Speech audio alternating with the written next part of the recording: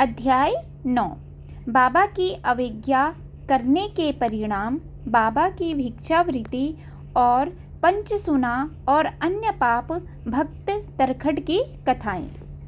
हेमांड पंत जी कहते हैं, श्री गणेश, भगवती, सरस्वती तथा गुरु महाराज के चरणों में मेरा साष्टांग प्रणाम। फिर अपने कुल देवता श्री सीता रामचंद्र जी के श्री चरणों में मेरा साष्टांग नमन। अंत में श्री सच्चिदानंद सद्गुरु श्री साईनाथ महाराज के चरणों में नतमस्तक होकर उनकी स्तुति करता हूँ। पूर्व कथा को आगे बढ़ाते हुए अब मैं वर्णन करूँगा कि भक्त कैसे कष्ट पाते थे अगर वे अपने घरों को वापस बाबा के मना करने पर भी जाते थे। उसी प्रकार बाबा की भिक्षावृत्ति का वर्णन भी करूँगा, जिसका पालन उन्होंने अपने जीवन के अंत तक किया। ऐसा वे केवल भक्तों के कल्याणार्थ और पंचसूना आदि पापों से बचने के लिए करते थे।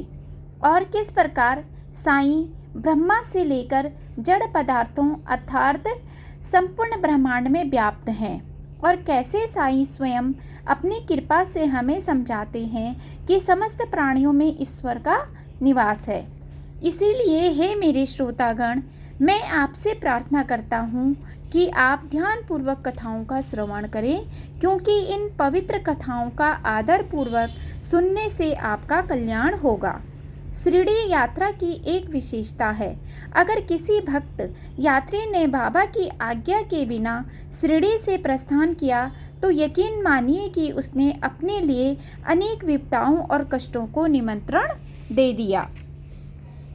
लेकिन अगर शिरडी छोड़ने की आज्ञा मिल गई तो फिर वह एक क्षण अधिक शिरडी में नहीं ठहर सकता था। अगर वह ऐसी कोशिश करेगा तो निश्चय ही अपने ऊपर किसी विघ्न या मुसीबत को बुलाएगा। ऐसा अनुभव सब पहले कर चुके हैं। जिन्होंने भी बाबा के आदेशों की अवज्ञा की, उन्हें रास्ते में कई मुश्किलों और कठिनाइयों का सामना करना पड़ा। कुछ एक को तो डाकुओं ने लूट लिया और उस घटना को वे जीवन भर न भूल सके। जो जल्दबाजी में खाली पेट चल दिए, हालांकि चलने से पहले उन्हें अपना भोजन ग्रहण करने के लिए कहा गया था। वे गाड़ी छूट जाने के साथ साथ भूख के कारण व्याकुल और क्रुद्ध भी हुए। ऐसा अनुभव स्वयं कई भक्तों के साथ हुआ है। एक अवसर पर पाटिल तात्या कोते कोपर गांव में लगने वाले साप्ताहिक बाजार को जाने की इच्छा से मस्जिद आए। तांगे को बाहर खड़ा करके उन्होंने बाबा के दर्शन किए, मानो कि बाबा की आज्ञा ले रहे हों। वास्तव में वे बाबा की आज्ञा लेने के लिए बाबा के चरणों में झुके। कई बार भक्त बाबा की आज्ञा लेने में टाल मटोल करते थे, परंतु बाबा को तो अच्छे और बुरे समय का पूर्ण ज्ञान होता था।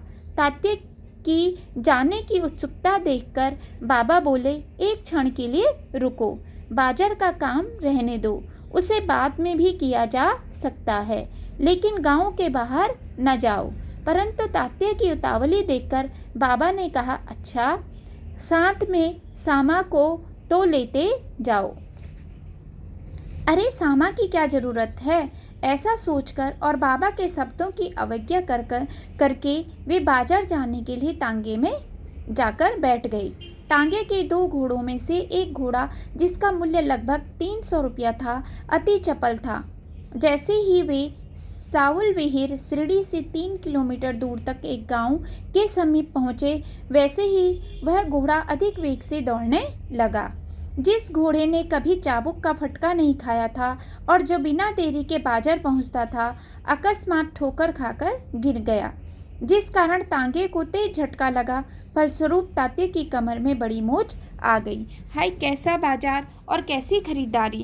तात्या को तुरंत साईं अपनी माँ का ध्यान आया। उसने सोचा, अगर मैंने साईं के शब्दों का ख्याल किया होता तो यह दुर्घटना टल सकती थी। अब जो हुआ सो हुआ, अब कुछ नहीं किया जा सकता। एक अन्य अवसर पर भी ऐसा ही हुआ। इस बार तात्या कुल्हार गांव जाने के लिए तैयार थे। घोड़ों को तांगे में जोता गया। तात्या पूरी तैयारी के साथ बाबा की आज्ञा मांगने के लिए आए और उनके चरणों में माथा टेका। तात्या बोले, मैं जल्दी ही वापस लौट आऊँगा। हालांकि उन्हें बाबा का पूर्ण अनुमोदन प्राप्त नहीं हुआ था, फिर भी तात्या वहाँ से चल पड़े। अब सुनो आगे क्या हुआ। तांगा पहले ही छोटा और हल्का था। उस पर घोड़े अनियंत्रित और जंगलीपनी से दौड़ रहे थे। वे गड्ढों आदि ऊबड़ खाबड़ रास्ते पर भी नहीं रुक रहे थे। तात्या का जीवन ही जोखिम में पड़ गया, लेकिन साईं की कृपा ने उन्हें बचा लिया। तांगा जाकर बबूल के एक पेड़ से टकराया और टूटकर वहीं गिर गया, जिससे आगे आने वाली दुर्घटना टल गई। इसी प्रकार एक समय मुंबई के एक यूरोपियन महाशय मन में एक निश्चित उद्देश्य लेकर साईं बाबा के दर्शन के लिए आए।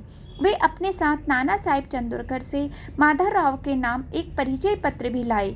उन्होंने रहने के लिए एक तंबू टेंट की मांग की और उसमें आराम से रहने लगे। यह सभी अच्छी तरह से जानते थे कि बाबा के आज्ञा के बिना मस्जिद की सीढ़ियों पर चढ़कर उनके दर्शन करना किसी के लिए भी असंभव था। उन महाशय ने 3 बार मस्जिद की सीढ़ियों पर चढ़ने का प्रयत्न किया, लेकिन वह निरर्थक ही रहा। दर्शनार्थी बहुत निराश हुए। उसकी बहुत इच्छा थी कि वह मस्जिद में जाकर घुटने टेक कर बाबा को प्रणाम करे, उनके हाथ का चुंबन ले और वहाँ कुछ देर बैठे। वास्तव में यह उसकी तीव्र इच्छा थी, परंतु बाबा उस समय उसे मस्जिद में आकर अपने समीप बैठने की आज्ञा नहीं दे रहे थे। बाबा चाहते थे कि वह नीचे सभा मंडप में बैठकर ही दर्शन करे। बाबा निश्चित रूप से नहीं चाहते थे कि वह महाशय ऊपर आकर दर्शन करे। इसीलिए वापस घर जाने से पूर्व वे महाशय जाने की आज्ञा लेने के लिए आंगन में आए। बाबा उनसे बोले, लेकिन तुम कल जा सकते हो, ऐसी क्या जल्दी है? आसपास उपस्थित भक्तों ने भी उन्हें न जाने की सलाह दी और बताया कि जिन लोगों ने बाबा की आज्ञा का पालन नहीं किया, उन्हें किस प्रकार पछताना पड़े। परंतु भाग्य के लेख को कौन मिटा सकता है? वे सबकी उपेक्षा कर बिना आज्ञा लिए रास्ते में मुसीबतें और कष्टों को झेलने के लिए वहाँ से चल दिए। शुरू में तो तांगा ठीक ठाक चला, लेकिन बाद में घोड़े मचल गए। अभी उन्होंने साउल विहिर पार ही किया था कि अचानक एक बाइसिकल उनके सामने आ गई। महाशय तो पीछे बैठे थे, लेकिन घोड़े अपने आगे बाइसिकल के आ जाने से भयभीत हो गए और पागलों की भांति दौड़ने लगे। फलस्वरूप महाशय अपना संतुलन खो बैठे और लुढ़क कर सड़क पर गिर गए। बड़ी मुश्किल से तांगा रोका गया। महाशय कुछ दूर तक तो तांगे के साथ साथ घिसटते चले गए। बाद में उन्हें उठाकर तांगे में बैठाया गया और तांगे ने पुनः यात्रा प्रारंभ की। हाय, शिरडी तो एक तरफ रह गई और मुंबई दूसरी तरफ। बदले में तांगा कोपरगांव के अस्पताल की ओर चल दिया। पछतावे के कारण दुखी बाबा की अवज्ञा द्वारा हुआ पाप का कष्ट पाकर प्रायश्चित करते हुए उन महाशय को कुछ दिन उस अस्पताल में बिताने पड़े। लोगों को असंख्य ऐसे अनुभव हुए हैं।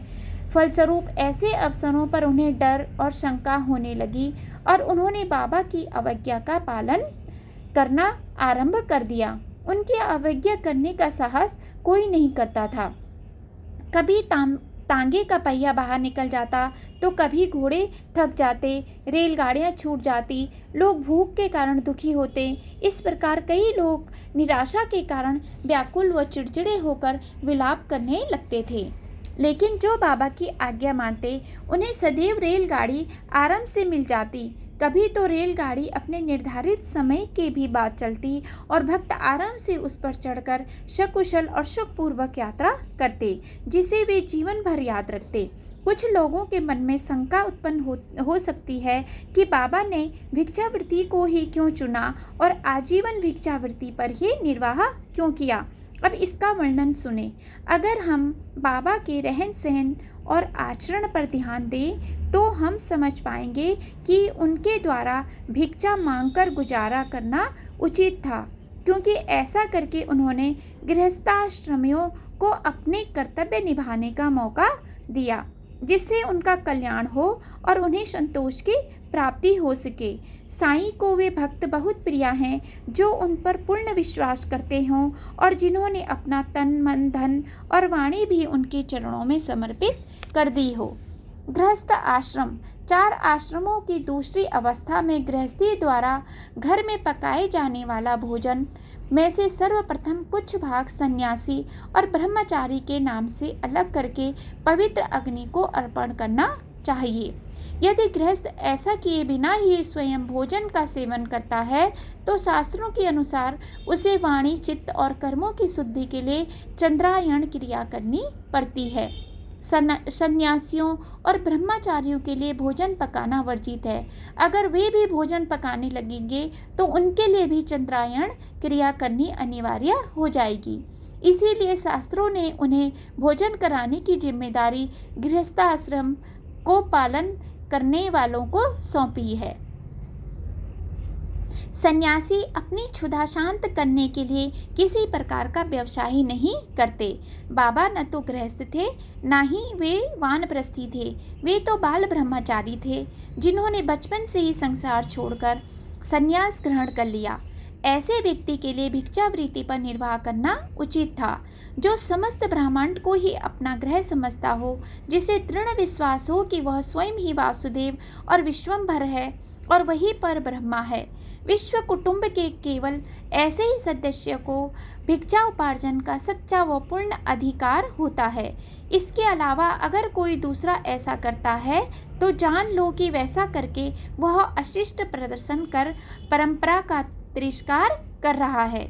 पहले तो मनुष्य को पुत्र की कामना यानी संतान और परिवार का त्याग करना चाहिए, फिर धन का और फिर मान। संसार में सम्मान की इच्छा का शास्त्रानुसार जिसने इन 3 मुख्य आसक्तियों कामनी, कांचन और कीर्ति का त्याग कर आसक्ति मुक्त हो संन्यास ग्रहण कर लिया हो, वे ही भिक्षावृत्ति के विषय में सोच सकते हैं। नहीं तो तुकोबा महाराज का पद, जिसमें वे कहते हैं कि हाथ में भिक्षा पात्र लेकर भिक्षाटन का सहारा लेना लज्जाजनक स्थिति होती है, अर्थहीन और निहसार हो जाएगी। बूढ़े और जवान, मामूली और प्रसिद्ध सभी भली प्रकार जानते थे कि साईं समर्थ कितने महान सिद्ध पुरुष हैं। यह तो हम हैं जो सदैव सांसारिक इच्छाओं और उम्मीद में बंधे रहते हैं और उनके पावन श्री चरणों में हमारी भक्ति स्थिर नहीं होती। शास्त्रों के अनुसार गृहस्थाश्रमियों द्वारा 5 महायज्ञ किए बिना भोजन करना मना है। साईं स्वयं शिरडी में प्रतिदिन इनको पूर्ण करवाते थे, जिससे पका हुआ भोजन शुद्ध हो जाता था। प्रतिदिन बाबा भिक्षा के लिए 5 घरों में जाकर गृहस्थाश्रमियों को उनके कर्तव्य की स्मृति दिलाते कि उन्हें सर्वप्रथम भोजन अतिथि को अर्पण करना चाहिए। वे लोग अत्यंत भाग्यशाली थे जो अपने घर बैठे ही बाबा से ऐसी शिक्षा ग्रहण करते थे। 5 महायज्ञ करने के बाद जो बचे हुए अन्न का भोज करते हैं, उनके द्वारा किए गए 5 गहन पाप पंच सुना, जिन्हें समझ पाना कठिन है और जो अनजाने में हो जाते हैं, पूर्णतः नष्ट हो जाते हैं। सभी जानते हैं कि कंडड़ी, चूली, पेषणी, उदकुंभी और मार्जनी क्रियाएं करते हुए जो 5 गहन पाप लगते हैं, उन्हें ही पंचसुना कहते हैं। जब अन्न कणों को ओखली में डालकर उसके ऊपर से छिलका, चोकर और भूसी धान्य त्वचा को उतारने के लिए एक मूसल से लगातार कूटा जाता है, तो अनजाने में अनेक कीटाणुओं और जीवों का नाश होता है। लेकिन जब तक अन्न कण इस पूरी प्रक्रिया से नहीं गुजरेंगे, तब तक उन्हें पकाया नहीं जा सकेगा। इसलिए यह पंचसुना का पहला पाप है और इसे कंडड़ी कहते हैं। जब चूल्हे में खाना पकाने के लिए लकड़ी को आग लगाते हैं, तब भी अनजाने में कीटाणुओं और जीवों की हत्या होती है।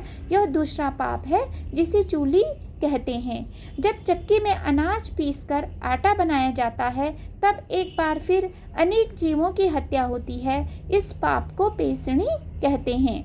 जब घड़े द्वारा कुएं, तालाब या झील से पानी निकाला जाता है, या जब नर नारी अपने कपड़े धोते हैं, तब भी असंख्य कीट मरते हैं।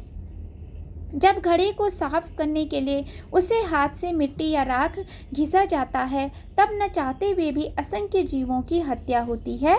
यह चौथा पाप है, इसे उदकुम भी कहते हैं। उसी प्रकार ठंडे या गर्म पानी से स्नान करते समय या जमीन साफ करते समय उस पर गोबर आदि फेंकते हुए भी अनेक कीटाणुओं और जीवों की हत्या होती है। इसे मार्जनी कहते हैं। स्वयं को इन 5 गहन पापों से मुक्त करने के लिए गृहस्थाश्रमियों को पंच महायज्ञ करना चाहिए। एक बार इन पापों से मुक्ति मिल जाने पर गृहस्थाश्रमियों का चित्त शुद्ध हो जाता है। चित्त शुद्धि के बल पर ही शुद्ध और उज्ज्वल ज्ञान की प्राप्ति होती है और ऐसे ज्ञान के बाद उन सौभाग्यशाली लोगों को मोक्ष की प्राप्ति हो जाती है जो स्थायी होती है। साईं की भिक्षावृत्ति का वर्णन करने में ग्रंथ बहुत बड़ा हो गया है, लेकिन इस विषय से संबंधित एक सत्य घटना का वर्णन करके हम इस अध्याय को समाप्त करेंगे। आप बाबा के लिए चाहे कुछ भी भेजें और चाहे किसी के हाथ भेजें, बशर्ते कि वो श्रद्धा और प्रेम के साथ भेजा गया हो, बाबा निश्चित रूप से भेंट देने वाले के भूल जाने पर भी उसे याद दिलवाकर उससे वह छोटी भेंट भी प्राप्त कर लेते थे। चाहे वह भाकरी हो या भाजी या वह पेड़ा दूध और चीनी से बना हो, अगर वह भक्तिपूर्वक अर्पण किया गया हो तो उसके बाद ही निराली है। ऐसे अडिग विश्वास को देखकर तो साईं का हृदय प्रेम से उमड़ पड़ेगा। यह कथा ऐसे ही एक निष्ठ भक्त की है जिसे सुनने के बाद आप खुशी से झूम उठेंगे। अगर कोई भक्त अपने ऊपर ली गई जिम्मेदारी को पूर्ण करने में असफल होता है तो साईं स्वयं उसे उसके कर्तव्य को पूर्ण करने का सही मार्ग बताते और उनकी शिक्षण पद्धति इतनी मृदुल और आकर्षक होती है कि उपयुक्त समय पर वे भक्त को जगाकर उससे उसका कर्तव्य याद दिला देते थे। वे यथार्थ में भाग्यशाली हैं जिन्होंने स्वयं इसका अनुभव किया है। उनकी आनंद स्थिति अवर्णनीय है। रामचंद्र नामक साईं के एक श्रेष्ठ भक्त थे। उनके पिता का नाम आत्माराम था। तरखट उनका उपनाम था। उन्होंने विश्रामाधान साईं की शरण ली थी। सभी उन्हें बाबा साहेब तरखट कहकर पुकारते थे। अब उन्हीं के विषय में कथा का वर्णन करेंगे, क्योंकि इससे उपयुक्त मौका अन्य न होगा। आहा, तरखट को सुनना क्या ही सुखकर था जब उनके हृदय से साईं के प्रति प्रेम उमड़ता था और वे अपने अनुभवों का वर्णन करने लगते थे। और जब वे भक्ति भाव और हाव भाव के साथ पग पग पर हुए एक के बाद एक अद्वितीय अनुभवों का वर्णन करते थे तो उससे उनकी भक्ति की गहनता प्रदर्शित होती थी। साईं के प्रति उनका प्रेम अनूठा था। बाबा साहेब ने साईं के एक रेखा चित्र को अपने घर में एक भव्य चंदन के मंदिर में प्रतिदिन सुबह, दोपहर और शाम पूजा के लिए स्थापित किया हुआ था। तरखट भाग्यशाली थे क्योंकि उनका पुत्र भी साईं का उतना ही भक्त था। वह साईं को नैवेद्य अर्पण के लिए बिना स्वयं कभी भी भोजन ग्रहण नहीं करता था। प्रतिदिन सुबह स्नान आदि से निवृत्त होकर वे बाबा के चित्र के समक्ष तन मन और चित्त से विधि विधान के साथ बाबा को नैवेद्य अर्पण कर अपनी पूजा को समाप्त करते थे। अपने इस नित्य कर्म को निरंतर बिना थके हुए करने का उन्हें उत्तम फल भी मिला, क्योंकि उनको एक अद्भुत अनुभव देखने को मिला। उनकी माताजी भी बाबा की परम भक्ति थी। उनकी शिरडी जाने की प्रबल इच्छा थी, लेकिन उनके पिता की इच्छा थी कि पुत्र भी यात्रा में उनके साथ जाए। महिला शिरडी जाकर बाबा के दर्शन कर कुछ दिन वहीं बिताकर स्वयं साईं की सेवा करना चाहती थी। हालांकि पिता की भी यही इच्छा थी, परंतु वास्तव में पुत्र जाना नहीं चाहता था। उसे यह चिंता थी कि उसकी अनुपस्थिति में घर में नियमित रूप से पूजा कौन करेगा। पिता एक प्रार्थना समाजी थे जो रीति रिवाज के साथ मूर्ति पूजा में विश्वास नहीं करते। पुत्र इस चिंता में था कि क्या यह उचित होगा कि उन्हें पूजा करने का कष्ट दिया जाए, लेकिन पिता की इच्छा को जानकर पुत्र जाने के लिए तैयार हो गया। अब सुनो कि प्रेम पूर्वक उसने पिता से क्या प्रार्थना की। जब तक मुझे यह आश्वासन नहीं मिलता कि बाबा को नैवेद्य अर्पण किए बिना घर में कोई भी भोजन ग्रहण नहीं करेगा, तब तक मैं बिल्कुल नहीं जाऊंगा। पिता तो पुत्र के नित्य व्रत से पहले ही अवगत थे, इसलिए वह बोले, जाओ तुम चिंता मत करो, मैं नियमित रूप से नैवेद्य अर्पण करूँगा। साईं को नैवेद्य अर्पण किए बिना इसमें से कोई भी भोजन ग्रहण नहीं करेगा। मेरे शब्दों पर विश्वास करो और किसी प्रकार की शंका मत करो, निश्चिंत होकर जाओ। ऐसा आश्वासन पाकर लड़का शिरडी चला गया। अगले दिन तरखट ने स्वयं पूजा की। उस दिन पूजन प्रारंभ करने के पूर्व तरखट ने साईं की तस्वीर के समक्ष साष्टांग दंडवत किया और प्रार्थना की, हे बाबा, मैं ठीक वैसा ही आपका पूजन करता रहूँगा जैसा मेरा पुत्र करता रहा है, परंतु कृपा कर इसे हाथों के शारीरिक परिश्रम तक ही सीमित न रखना, बल्कि पूजा करते समय मेरे हृदय में शुद्ध प्रेम भाव भी जागृत हो जाए। तरखट प्रतिदिन ब्रह्म मुहूर्त में स्नान आदि करके प्रार्थना पूर्वक पूजन करते और अंत में नैवेद्य अर्पण किया करते। वे नियमित रूप से मिश्री का नैवेद्य अर्पित करते और यह क्रम निर्विघ्न चलता रहा, लेकिन एक दिन उनके इस क्रम में रुकावट आ गई। उस दिन व्यापार की किसी उलझन के कारण तरखट नैवेद्य अर्पण करना भूल गए। सभी ने साईं को नैवेद्य अर्पित किए बिना ही भोजन ग्रहण कर लिया। तरखट एक प्रसिद्ध कपड़े के मिल में मुख्य अधिकारी और प्रभारी के पद पर कार्यरत थे, इसलिए उन्हें रोज सुबह ही अपने काम के सिलसिले में घर से जाना पड़ता था। बाद में दोपहर को वे वापस आते थे तो उन्हें भोजन के साथ मिश्री का प्रसाद भी खाने को मिलता था, जो साईं बाबा को सुबह अर्पित किया गया होता था। यह क्रम नियमित रूप से चला, लेकिन एक दिन वे मिश्री का नैवेद्य अर्पण करना भूल गए, तो फलस्वरूप उन्हें दोपहर के भोजन के समय प्रसाद में कुछ भी नहीं मिला। तरखट रोज जब दोपहर के भोजन के लिए बैठते थे तो रसोइया बची हुई मिश्री का प्रसाद उनकी प्लेट में रखता था, जिससे भोजन भी शुद्ध हो जाता था।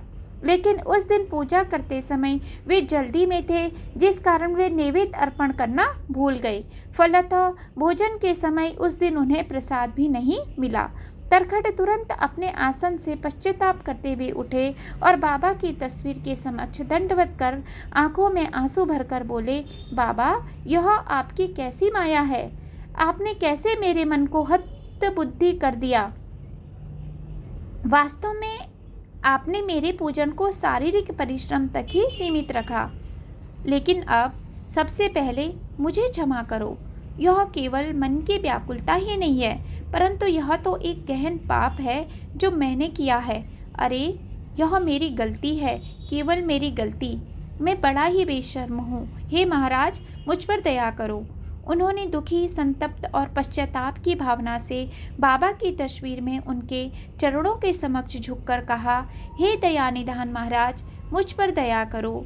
ऐसा कहकर उन्होंने दुखी और लाचार मनोस्थिति में अपने पुत्र को पत्र में लिखा कि बाबा से क्षमा करने की प्रार्थना करना और कहना कि मेरे हाथों एक गहन पाप हुआ है, जिसने उनके चरणों में समर्पण कर दिया है, उसके लिए दया की भीख मांगना।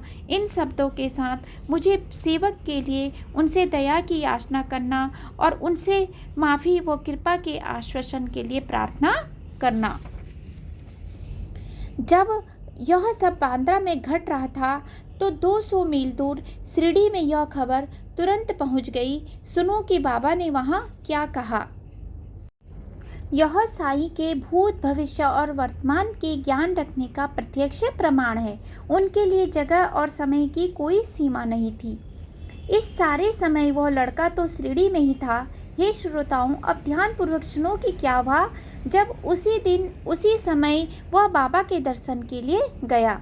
जैसे ही लड़के ने उत्सुकता पूर्वक अपनी माँ के साथ आकर बाबा के चरणों में प्रणाम किया तो वह सुनकर आश्चर्यचकित रह गया। जो बाबा ने उसकी माँ से कहा, अरे माँ, मैं क्या करता। अब रोज की तरह आज मैं बांद्रा गया तो वहाँ न तो चावल थे, न ही पानी या दूध में पकाया गया जई का दलिया, न कुछ खाने को और न ही कुछ पीने को था। इसलिए मुझे भूखे ही वापस आना पड़ा। लेकिन जरा ऋणानुबंध को तो देखो। हालांकि दरवाज़ा बंद था, फिर भी मैं अपनी इच्छानुसार अंदर घुस गया और मुझे कौन रोक सकता है। मालिक तो घर पर नहीं थे। मेरी आंतें तो भूख के कारण करहा रही थी, लेकिन भरी दोपहरी में उसी क्षण में बिना एक निवाले छोटे टुकड़े के वापस आ गया। यह शब्द सुनकर पुत्र तुरंत ही विचार करने लगा कि हो न हो पिताजी नैवेद्य अर्पण करना भूल गए होंगे। उसने बाबा से प्रार्थना की कि कृपया मुझे वापस घर जाने दे, लेकिन बाबा उसकी एक बात भी नहीं सुन रहे थे, बल्कि उन्होंने वहीं पूजन करने का आदेश दिया। उसी दिन शिरडी से पुत्र ने विस्तार से एक पत्र पिता को भेजा, जिसे पढ़कर पिता का हृदय पिघल गया। बांद्रा से भी पत्र शिरडी पहुंचा। पुत्र आश्चर्यचकित था। उसकी आंखें भी आंसुओं से भर आई और आंसू बहने लगे। जरा साईं की इस अद्भुत लीला को तो देखो, मन में प्रेम कैसे जागृत नहीं होगा। क्या कोई ऐसा पत्थर का हृदय होगा जो इससे भी नहीं पिघलेगा। यह इसी लड़के की प्यारी माँ थी, जिसे साईं ने आशीर्वाद दिया था जब एक बार वह शिरडी में था। अब इस अद्भुत कथा को सुने। वह खाना परोसे जाने वाले बड़े कमरे में थी। भोजन परोसा जा चुका था और सभी भोजन शुरू करने ही वाले थे।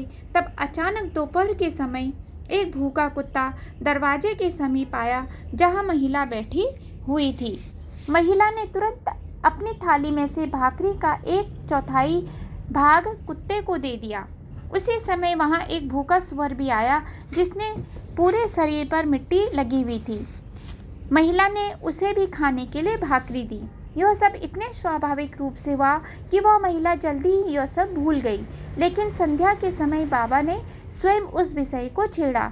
भोजन के बाद जब संध्या समय महिला हमेशा की तरह मस्जिद में आकर कुछ दूरी पर बैठी, तो बाबा ने उससे प्रेम पूर्वक कहा, माँ, आज तुमने मुझे जो भोजन खिलाया है उससे मेरा पेट तो मुँह तक भर आया है। भूख के कारण मैं व्याकुल हो रहा था, लेकिन तुमने भोजन खिलाकर मुझे तृप्त कर दिया है।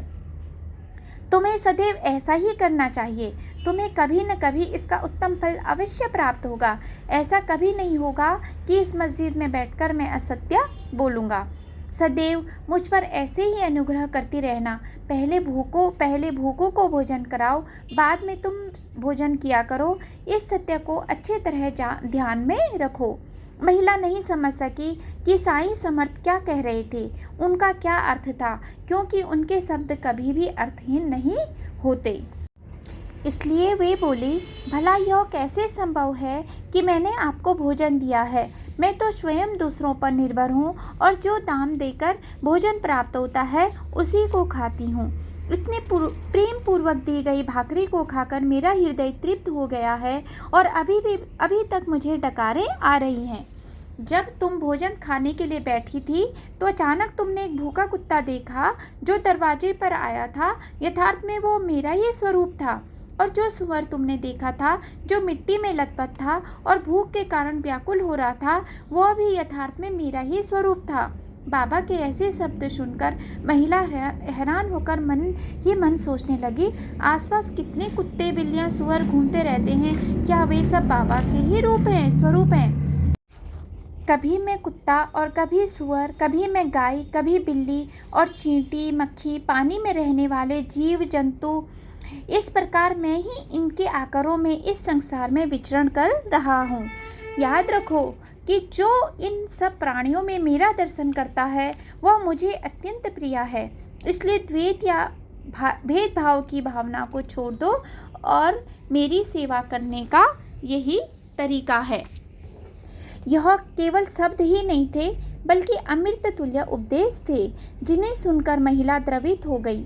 उनकी आंखों से अश्रुधारा बहने लगी, गला रुंध गया और उनके हर्ष का पारावार न रहा। इस महिला के प्रेम और भक्ति की एक अन्य कथा भी है, जो साईं की अपने भक्तों के साथ एक होने की पहचान है। एक बार बांद्रा के रघुवीर भास्कर पुरंदरे अपनी पत्नी और बच्चों सहित शिरडी जा रहे थे। श्रीमती तरखट ने बड़े प्रेम से कुछ बैगन उनके हाथ बाबा को भिजवा दिए। उन्होंने पुरंदरे की पत्नी से प्रार्थना की कि शिरडी पहुंचने पर वे बाबा के लिए एक बैगन का भरित भुर्ता यानी मसाला मिश्रित भुना हुआ बैगन और दही, और दूसरे का काचर्य बैगन के गोल टुकड़े घी में तले हुए बनाकर बाबा को भेंट कर दें। ठीक है, ऐसा कहकर उन्होंने बैगन ले लिए। शिरडी पहुंचने पर आरती के बाद भोजन के समय वे बाबा के लिए भरित लेकर आई। हमेशा की तरह उन्होंने नैवेद्य अर्पण किया और भोजन की थाली बाबा के लिए रखकर वहां से चली गई। सभी के द्वारा अर्पित किए हुए नैवेद्य को इकट्ठा करके बाबा भोजन ग्रहण करने के लिए बैठ गए। जब उन्होंने भरित को चखा तो सभी को लगा कि वह उन्हें बहुत स्वादिष्ट लगा, क्योंकि तभी उनकी इच्छा बैगन के घी में तले हुए टुकड़े खाने की हुई। बाबा बोले, उन्हें अभी लेकर आओ। तुरंत राधा कृष्णाबाई को संदेशा भेजा गया कि बाबा काचर्य मांग रहे हैं और भोजन आरंभ करने के लिए उनका इंतजार कर रहे हैं और हमें समझ नहीं आ रहा कि हम क्या करें। वास्तव में वह ऋतु बैगन की नहीं थी, तो अब पकवान कैसे बनाया जाए। जोर शोर से पुरंदरी की पत्नी को ढूंढने का प्रयत्न किया गया। उन्होंने क्योंकि उसी ने भुर्ता परोसा था और उनके द्वारा परोसा गया भरी थाली में पड़ा हुआ था, इसलिए सबने सोचा हो सकता है कि उनके थैले में कुछ और बैगन पड़े हों। और जब उनसे पूछा गया तो अचानक काचरे खाने की इच्छा का रहस्य स्पष्ट हो गया और सभी समझ गए कि बाबा का उनके प्रति इतना प्रेम क्यों था। तब महिला ने बताया कि उसने एक बैगन का भुर्ता बनाकर दोपहर के भोजन में परोसा था और सोचा था कि दूसरे बैगन के टुकड़े को वे बाद में तलेंगे, और जिन्हें उसने तलने के लिए काट भी लिया था। बाद में जैसे जैसे सभी को शुरू में बैगन की कथा के विषय में पता चला, सबको बाबा की सर्वज्ञता पर महान आश्चर्य हुआ। एक अन्य अवसर पर दिसंबर सन 1915 में इन्हीं महिला श्रीमती तरखट ने बड़े प्यार के साथ बाबा के लिए एक पेड़ा, दूध और चीनी से बनी मिठाई बाबा के लिए भेजी। बालाराम मानकर का देहांत हो गया था। उनका पुत्र उनकी अंत्येष्टि क्रिया करने शिरडी जा रहा था। प्रस्थान करने से पूर्व वह तरखट को यह बताने के लिए गया। वह तरखट के पास कहने के लिए आया कि वह शिरडी जा रहा है, इसलिए तरखट की पत्नी चाहती थी कि वह उसके हाथ बाबा के लिए कुछ भेजे। उन्होंने पूरा घर छान डाला, परंतु भेजने के लिए एक पेड़े के अतिरिक्त कुछ न मिला, और वह पेड़ा भी नैवेद्य में पहले ही अर्पित किया जा चुका था। इधर लड़के को जाने की जल्दी थी। इसके अलावा वह लड़का शोकावस्था में था और घर में पड़ा एक पेड़ा भी अर्पित नैवेद्य का था, इसलिए श्रीमती तरखट ने वही उसके हाथों बाबा को अर्पण करने के लिए भिजवा दिया। वे बोली, इसके अलावा और कुछ नहीं है, इसलिए यह पेड़ा लेते जाओ और प्रेम से बाबा को अर्पित कर देना। साईं इसे स्वाद से खा लेंगे। गोविंद जी, बालाराम मानकर का पुत्र, उस पेड़े को अपने साथ ले गई। शिरडी पहुंचने पर जब वे बाबा के दर्शनार्थ गए तो पेड़ा अपने कमरे में ही भूल गए। बाबा ने उनके साथ सहनशीलता का व्यवहार किया। बाद में वे पुनः संध्या समय साईं के दरबार में गए, लेकिन पहले की तरह वे फिर से पेड़ा ले जाना भूल गए और खाली हाथ ही मस्जिद गए। बाबा ने उनसे पूछने की कोशिश की, तुम मेरे लिए क्या लाए हो? उन्होंने उत्तर दिया, कुछ नहीं। तब बाबा ने उन्हें प्यार से याद दिलाया, क्या किसी ने तुम्हें मेरे लिए कुछ नहीं दिया? वह बोला, नहीं। तब साईं समर्थ ने उनसे स्पष्ट शब्दों में पूछा, मेरे बच्चे, जब तुम घर से चल रहे थे तो क्या माँ ने प्रेमवश तुम्हारे हाथ मेरे लिए कुछ मिठाई नहीं भेजी थी? तब उन्हें याद आ गई और उन्हें अपने पर बहुत शर्म आई। वे उससे कैसे भूल गए? उनका सिर शर्म से झुक गया। वे क्षमा याचना करने के लिए बाबा के चरणों में झुके और तुरंत वहाँ से चले गए। भागकर वे अपने कमरे में गए, जाकर पेड़ा लिया और बाबा को अर्पित किया। हाथ में आते ही बाबा ने तुरंत उसे मुंह में डाल दिया और माँ की भावनाओं को संतुष्ट कर दिया। इस प्रकार यह महान साईं आत्मा भक्तों को उनके विश्वास के अनुरूप अनुभव देकर प्रेम और भक्ति का वैभव बढ़ाते हैं। इन कथाओं से एक महत्वपूर्ण शिक्षा यह भी मिलती है कि हमें सभी प्राणियों में ईश्वर का दर्शन करना चाहिए। सभी शास्त्रों में ने भी इसको मान्यता दी है। स्वयं बाबा ने प्रत्यक्ष उदाहरण देकर प्रस्तुत कर दिखाया कि किस प्रकार शास्त्रों की शिक्षा को आचरण में लाना चाहिए। अब अगले अध्याय का श्रवण करने पर आप जानेंगे कि बाबा कैसे, कहाँ, किस जगह रहते थे, सोते थे इत्यादि। कृपया ध्यानपूर्वक इसका श्रवण करना। हेमांत पंत साईं चरणों में समर्पण करता है। श्रोताओं को बताई गई कथाओं का श्रद्धापूर्वक मनन व चिंतन कर उन्हें आचरण में लाना चाहिए, क्योंकि वह उनके लिए लाभदायक होगा। सभी का कल्याण हो। यहाँ श्री साईं समर्थ सच्चरित्र का 9वां अध्याय बाबा की अवज्ञा करने के परिणाम, बाबा की भिक्षावृत्ति और पंचशुना और अन्य पाप भक्त तरखट की कथाएं संपूर्ण होता है, जिसकी रचना भक्त हेमांत पंत ने सदाचारी व संतों की प्रेरणा से की है।